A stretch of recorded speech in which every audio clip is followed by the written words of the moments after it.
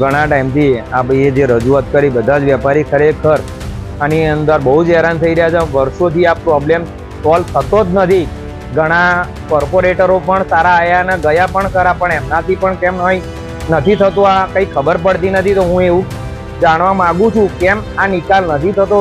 જેમ બને એમ સારી રીતે નિકાલ થાય અને બધા હેરાન ના થાય. આપણું જ ગામ છે ને આપણે જ ગામમાં માણસો જો નહીં કરે તો આ પગલાં ખરેખર એવું લાગે છે કે ઘણા સમયમાં તૂટી જશે અને કંઈક વધારે નુકસાન થશે. ત્યારે જાગૃત થશે બધા માણસો. એના કરતાંથી જ આખું ક્યાંય પણ પાણીની આવી સમસ્યા ના થાય એવું અમારું બધાનું સૂચન છે. અને હરેક વેપારી દર વર્ષે કંઈક ને કંઈક મોટા નુકસાનમાં જાય છે પણ કોઈ કહી શકતું નથી.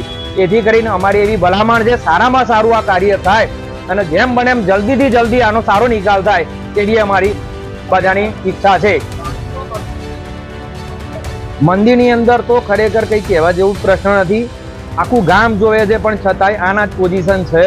અને આના ખરેખર બધાએ જોઈને જ પછી વરસાદ ઠરી જાય એટલે પાછું જેમ હતું એમ ને બીજા વર્ષે પાછું જાગૃત થવાનું વેપારી હેરાન થયા કરે છે, બધા જોયા કરે છે. પણ ખરેખર થાય તો સારું છે.